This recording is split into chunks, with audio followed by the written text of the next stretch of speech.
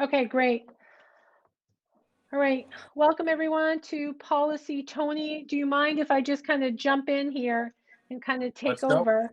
Okay. So we have a robust agenda for this evening for this policy committee meeting. We only have about 50 minutes, but we have a lot to cover. So the first one, it has relate directly to our facility use policy. So I sent you all in your board packets or your policy committee packets a request from the Gardner Youth Football Organization. And they wrote a letter to the Hokefield Fundraising Committee. And they requested that the Hoke Field be determined as their home field in exchange for a sizable donation to the Hokefield project, like a $10,000–15,000 donation, and then they would like that to be considered their home field. And they have identified in the letter that you read exactly what that would mean, how many meets or how many games actually it would be. It would only be 3 to 4 week day games during August through November. And field usage would be 3 to 4 Saturdays or Sundays for the younger leagues. They would ask that in exchange for the donation, they would not be charged a rental fee, but they would pay for the lights. If they were using the lights. Concession stands would still be provided by the music boosters. Let's see, they've already stated in their letter also their previous donations and fundraising to cover the transportation and equipment needs for the district. I very quickly outlined when the Hokefield had this discussion, I outlined for them some benefits, some pros and some cons. If I could just very briefly share those with you, and then I will open it up. You guys just ask what you want to do. One, a benefit is they are a feeder program to our high school. It's the only feeder program since we don't have a middle school football team. They have already used Hokefield for years. This would not be new. It is a continuation of something that they already do. And they do have control of our middle school. So therefore we should provide a place for them to play. That was just kind of a talk because they already involve our middle school students in lieu of us having a program. It may be an opportunity for them to use that field without an expense. Then there are, of course, questions. Is this a lifetime request? Is this a request just for the life of the turf field? Would it interfere with our need and our desire to use the turf field for other athletic teams, such as field hockey and soccer? Does it add wear and tear to our facility? And if we already know it's going to have to be replaced in 10 to 15 years, is that only going to increase the speed in which it deteriorates? So those were a couple of the things that I had asked as a question. So I'm just going to stop talking. Becky and Matt were a part of the conversation that we had with the Hokefield team or the Hokefield committee. So maybe I would just turn it over to the two of you to kind of discuss your thoughts. Yeah, Becky, did you want me to chat before you do? You can finish it up. Becky? You go right ahead. Okay. So I for one, I'm not particularly a proponent of um, having them provide us. I think it initially was $15,000 they were talking about, and I think that then it went back to between 10 and 15. Um, I just my personal opinion is that once they were talking about it being a donation, but once it turned into asking for something um, in lieu of the donation, I don't think it's a donation anymore. Um, they're actually asking for something, and I have nothing against the Garden Youth Football. My son plays and he enjoys himself and he loves it. Matter of fact, he can't stop talking about starting next year. But I think if we make this exception and we take their money, I think that we're opening ourselves up and putting ourselves on a slippery slope for other organizations that may want the same kind of deal. You never know. I mean, Gardner Youth Soccer might come up with the same type of request, and they're a feeder program for our soccer team. So I'm just not a big fan of. I hate to use the term pay to play. Um, and I just kind of look at it as that's sort of the way it is. And I'm not bagging on anybody. And they're certainly looking out for the better of our kids, and that's great. But I just think that a ten to $15,000 donation to have exclusive um,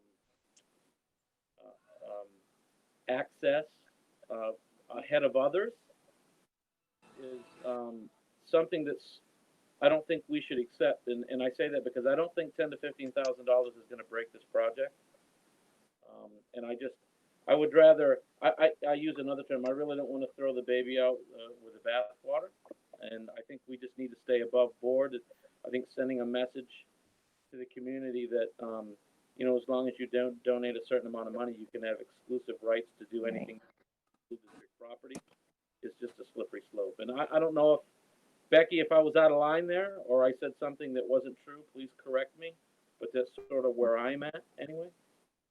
Thank you, Matt. No, I agree with you, practically sentence by sentence. And I look at this particular policy. This is the one policy that has taken more of our time over a period of time than any other policy is our facilities use. And we had a committee, an ad hoc committee that studied it last, not last year, but the year before. The years have all melded together now that we're having COVID. But and it's the very same sort of issue we ended up having with Gardner Youth Basketball because they're a feeder program as well, but they're not just Gardner kids. They're kids from, and the same thing is true for the football. They're not just Gardner's kids, and I want to serve all the kids, but this is a really expensive toy that we're putting in. And I call it a toy, but it's really not a toy. It's a facilities enhancement, and it's a very expensive one. And we haven't even lifted up the first shovel of dirt yet. And we're being asked to make potentially a lifetime commitment for a $15,000 or a $10,000 donation. And I just don't think we're ready to do anything like that. Becky, can I add something? Sure. Once you make this type of commitment, and I'm assuming it's a lifetime commitment, right, as you pointed out, Becky, it's done. You can't unravel it. You can't go back. There was some discussion whether, because there's usually they were saying that there's a 15-year lifetime to the field, whether it is a 15-year type agreement or not. I just think that that's a long time, and then to expect to not get charged for anything, a use of the field for that entire time, when we have other organizations that are donating a ton of time and money and effort into the project that really aren't asking for anything other than a logo. So I realize this is about kids, but it's a little bit more than that. So I'll just leave it, Becky. Actually, And sorry, I think we have a hand up. Teresa Garrett had her hand up. I'm sorry, Teresa, I didn't see you. Sorry. Teresa, you're muted. Yeah, thank you. Can you hear me? Yes. Sorry. I'm in total agreement with Matt. Once there are strings attached to a donation, it's no longer considered a donation. I think that we would be putting ourselves ahead of something that we don't even know what's going to happen. I completely agree with Matt, totally.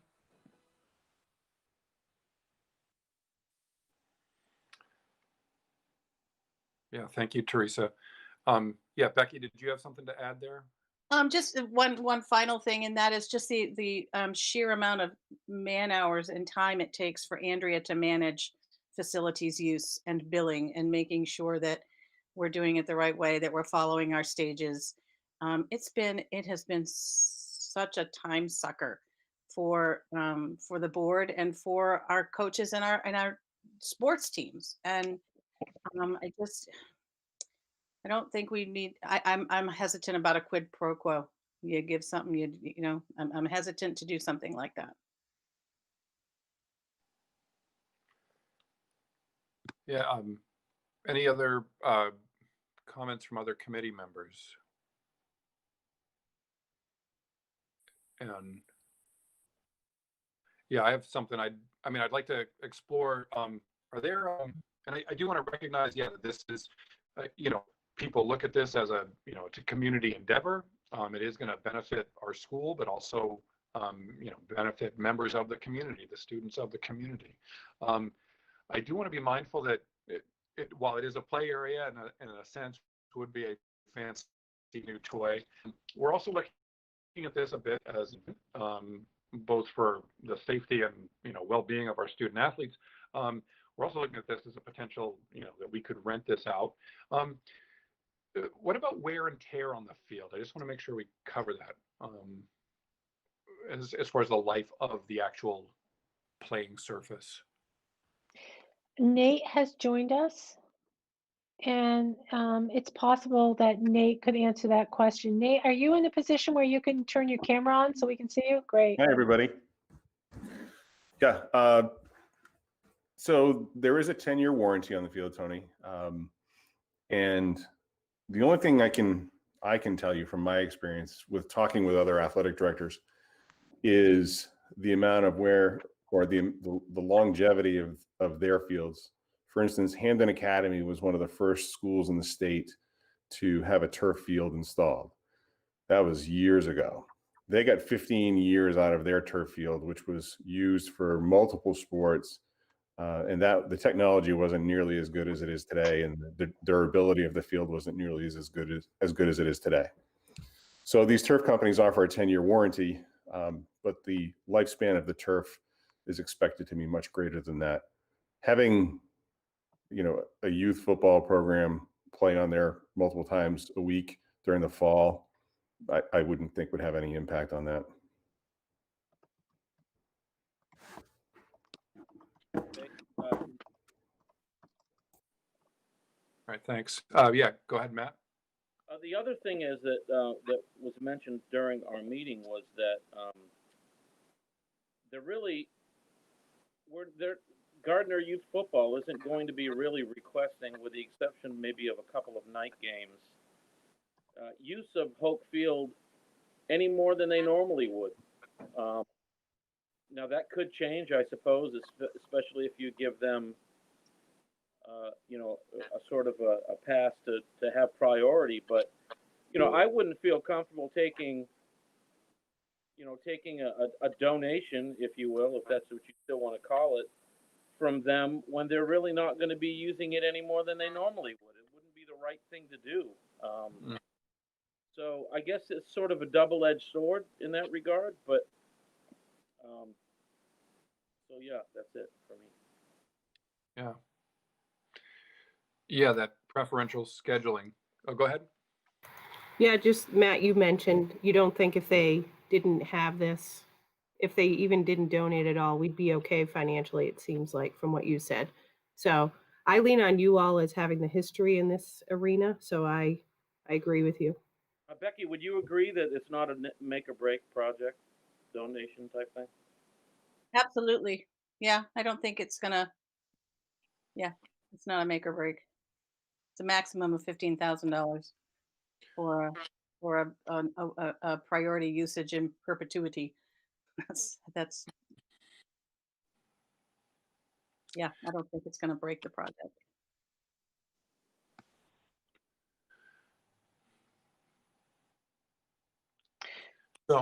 So we've had a pretty good look at this, I think. If Pat, what would our next move be with this review or consideration? I think for documentation purposes, I think it would be helpful if the policy committee would take an official vote as to whether you want to accept their offer or not. And then your vote, that information would be shared with the Hoke fundraising committee, so that they can go back, reach out to Gardner Youth Football and share the decision that was made here today. Okay, so actually help me review. Do we need a motion for that, or can we just take an up or down vote? You know, just for record keeping, I think it would be nice to have a vote on this, an official motion. Okay, yeah, so could I get a motion from someone, from a member?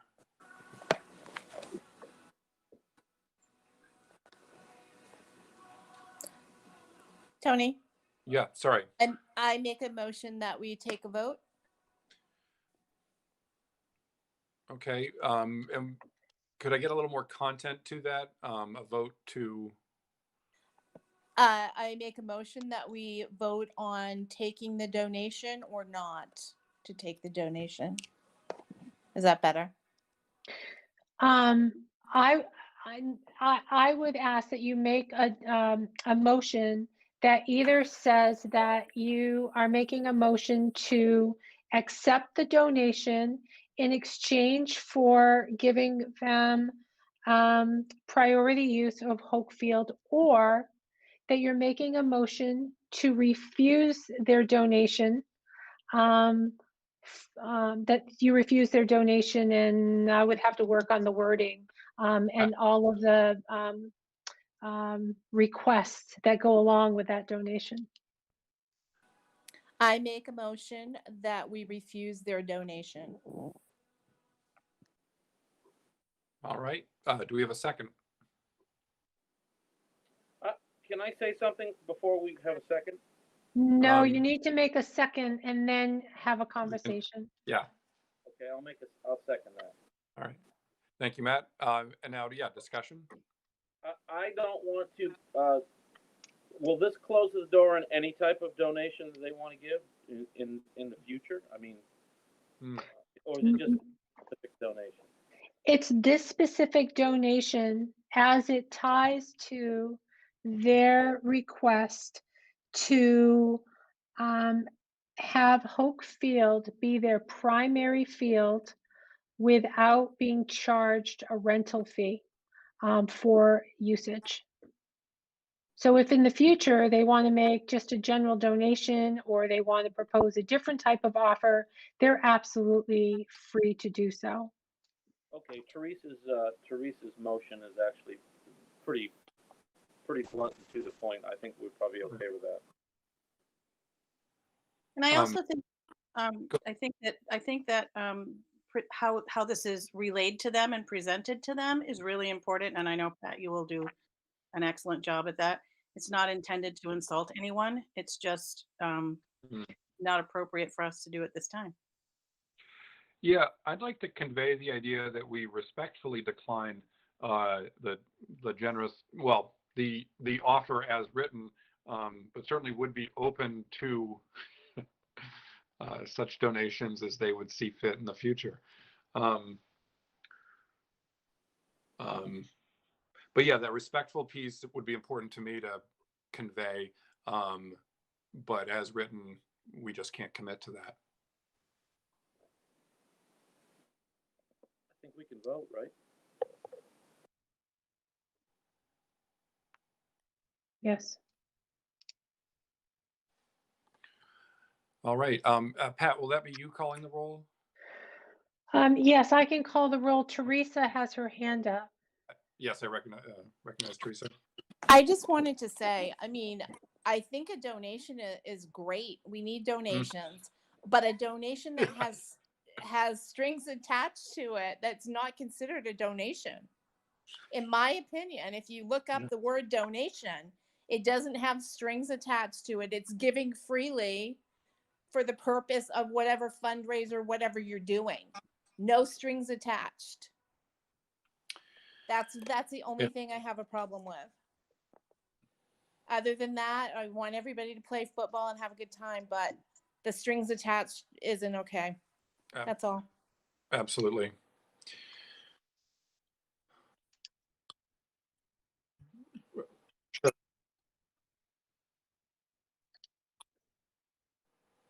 Yeah, Oh, that's good.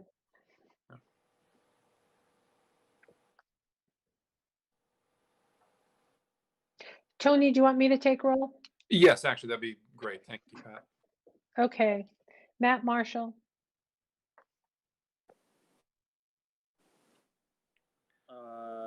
Yay. Teresa Garrett, Yay. Tony Beat, Yay. Alyssa Tracy. Yay.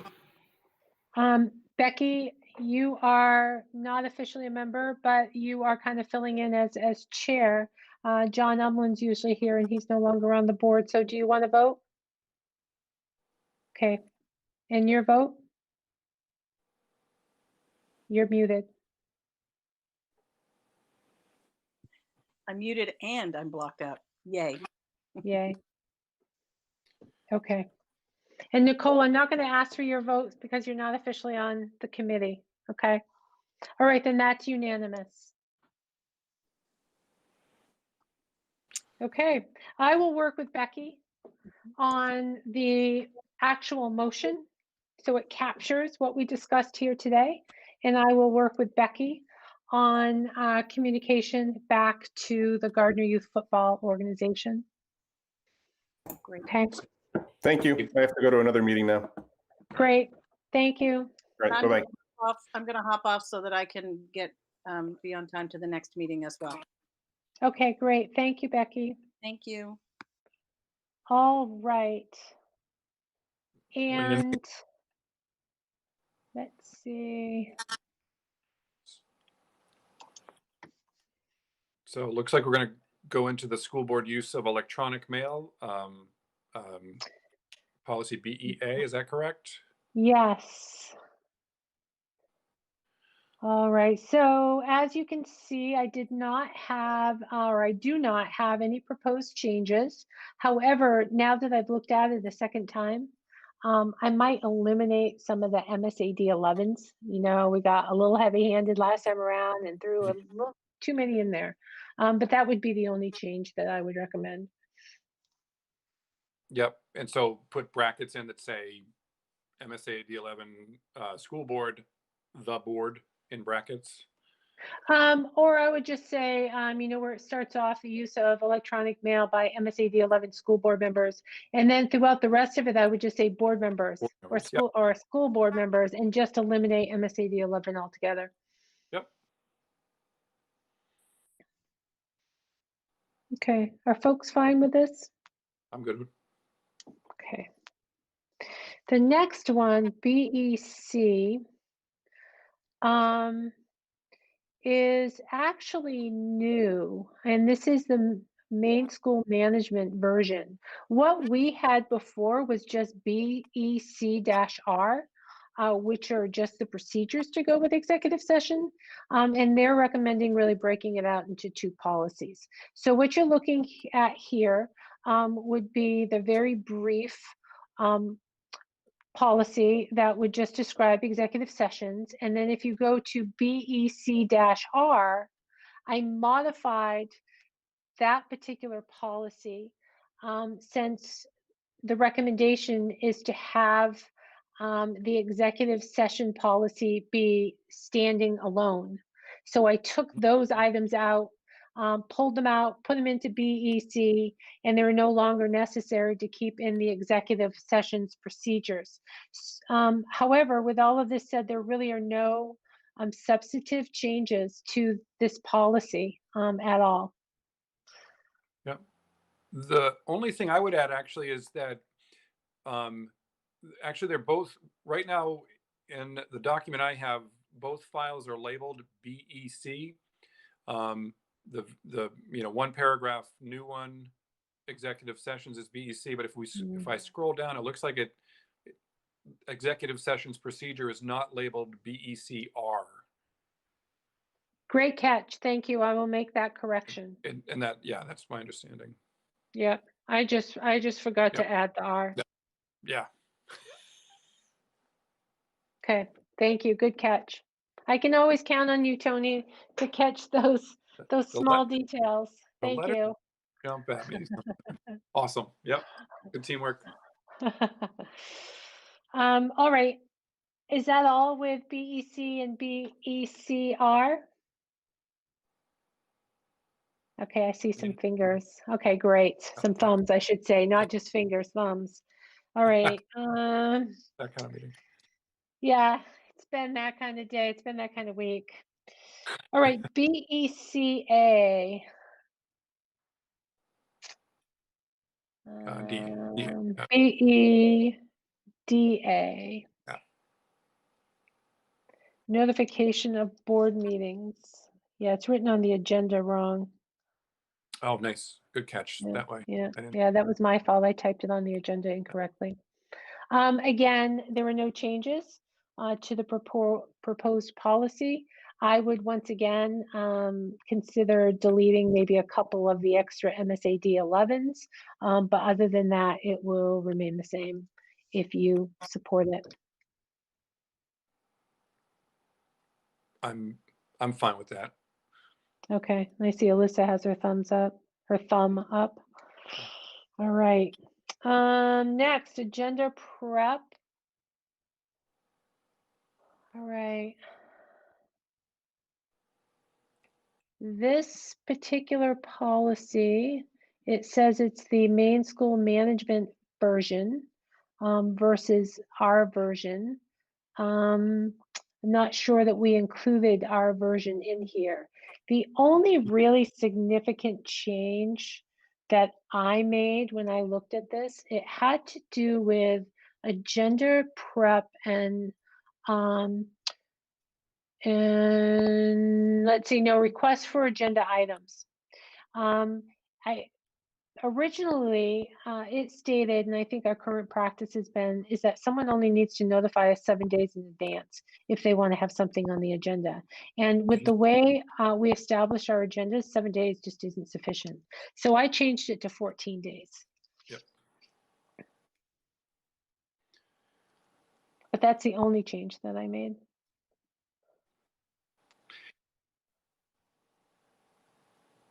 Okay. Yeah, I like that. Definitely for the amount of work that goes into this, I think of preparing an agenda. Yeah, I think it makes sense to have plenty of time for that. Do we need to put anything in about the virtual, how we put things in virtual meetings, or we have that already in the agenda? Public commentary during remote meetings. Well, this particular policy is just to prep the agenda. Oh, right. Okay. But your question is a good one. As we go down a couple more policies, I was asking myself that same question, saying, okay, when these policies were probably initially developed, especially broadcasting or taping the board meetings, right? It didn't take into account our current virtual world. However, our virtual world is only allowed to exist as long as we are operating within this executive order. So we don't know what the future is going to hold, whether we'll be allowed to continue conducting meetings through a Google Meet or not. So I would advise that we just sit tight and we don't make any changes until we know what the future holds. Good call. That's a good point about the executive order, of course. Yeah. I'm happy Just with this one. Oh, go A ahead. question, Pat. The 14 days is just regular days, not business days. We kind of just leave it as 14 days. So like if you got an email on a Sunday, would you kind of, I just don't want to put you in a position to have to do stuff on the weekends, right? I know that's not Great. realistic now either. But thank you, Melissa, for thinking of that. What Yeah. I had in mind is, I looked at the calendar, I went, all right, so if we have a meeting like this month, okay, our meeting is on November 7th, January 7th.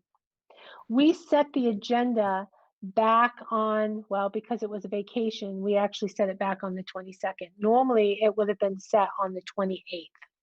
So by doing 14 days, it gives us time prior to the agenda setting to be thinking about and discussing the feasibility of moving forward with a request to add something to the agenda. So I think normally 14 days is fine, whether you want to classify them as business days.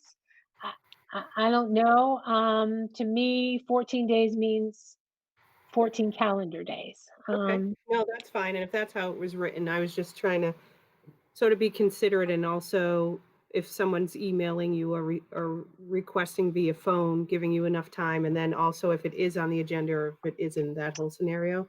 So I agree with you. More days is better than 7. Yeah. Yeah. All right, Very good. great. Thank Thank you. you. It's a good Yep. question. Yeah. Anything else on this particular one? And Teresa, you're back to us only being able to see your head, the very top of your head. That's it. I have this new thing, like a little stand thing, and it's just not working so well. Is that better? For the time being, that's better. We can see your face now. Yeah, Okay, I'm sorry. that's okay. All right, the next one are absences. I'm sorry, abstentions. Again, I had no changes to make. And as a reminder, whenever I review the policies, I go into Maine School Management. They have a policy database. They're charged with regularly updating their policy templates based upon changes in the law. So I will go into their policy database and I will compare it with our policies to see whether there have been any changes. And if so, those changes are incorporated into the policy that I bring to you. And if the changes are so substantial, then sometimes I just bring their entire policy versus trying to incorporate it into ours. It's just easier that way. Okay, so if there are no questions on BEDFA, let's look at BEDI, which is board relations with media. Again, I had no changes. The only other thing I might do is go in and eliminate some of the MSAD11s. Yep. I see the highlight of public. The highlight of public. There's the copy I have has a yellow highlight over public as in the last sentence, public spokesperson. I'm not certain, Tony. Mine does not have that highlighted. Okay. Well, just mine, I guess. No, I'm fine with the reducing the MSAD11 repetition there. Great. Everyone else okay with it? Super. All right, then we have BEDJ, which is the broadcasting and taping of board meetings. Again, I don't have any changes here. And I don't think we went overboard with the MSAD11. So I think that one could just be presented to the board as it stands. Yep, I like this one. Okay, great. All right, then BHC.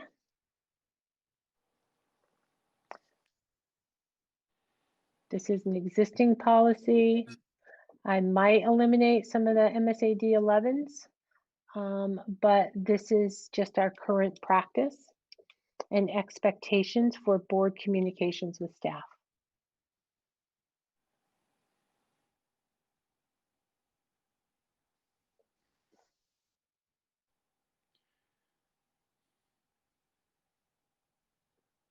Yep. Okay. Okay. And the final one, the board members' freedom of access. This one, I do have some changes. As a reminder, every board member, as soon as you are appointed to the board, you must complete freedom of access training. Our policy was still reflective of the law when it was adopted back in 2008. So some of the changes are just to remove language that is no longer relevant, but it does not change any of the context of the policy.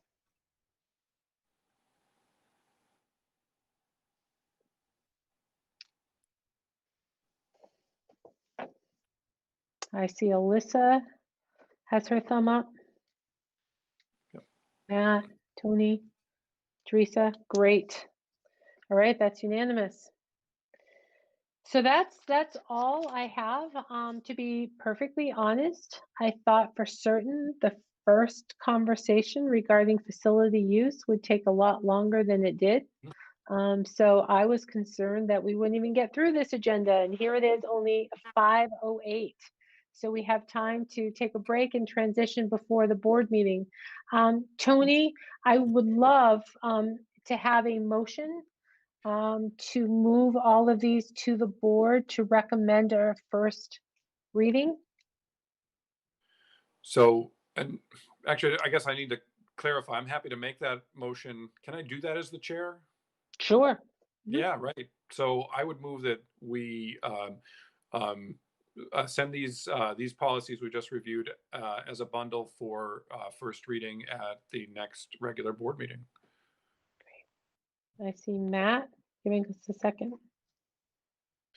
Thank you. And Any that, discussion? And I see lots of thumbs, so I'm going to say it's unanimous. yeah, Great. Then that is all that I have. It is my hope that in the next few weeks, I'll be able to get to some additional policies. We have a number of policies that are now 5 years old, 6 years old. And as you know, it is our hope to review those policies every 5 or 6 years. So in order to make sure that we remain within our rotation cycle, I do need to get on the ball here and find some time to update more policies for you.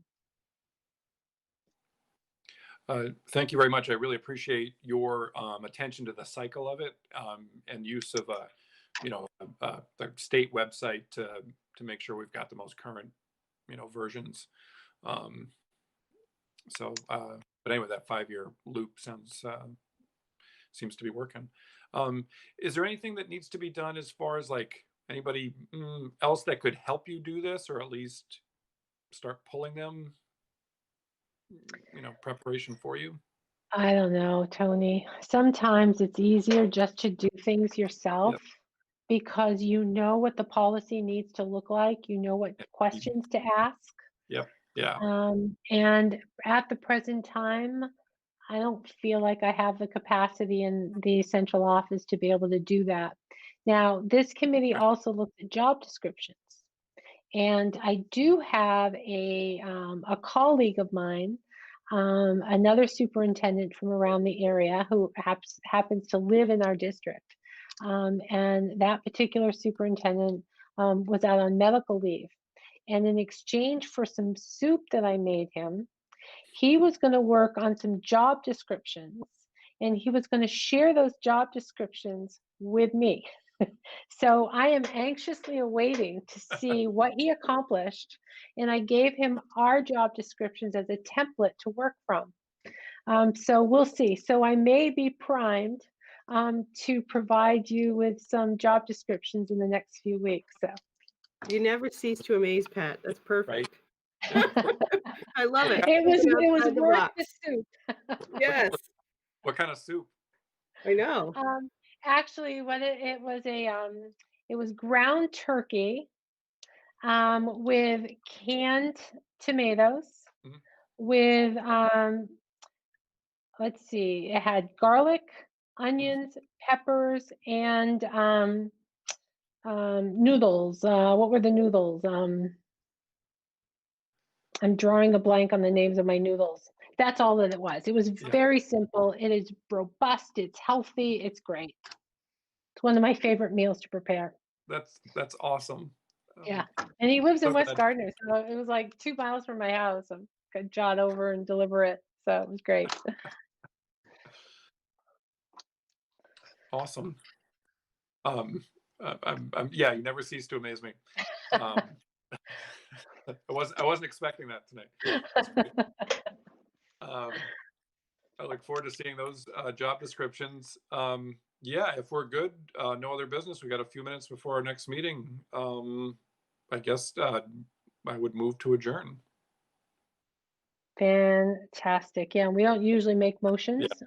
So I think we are good to go. So I will see you all in 17 minutes. Thanks Perfect. all. Thanks so much. Okay. Thank you. Bye. Bye.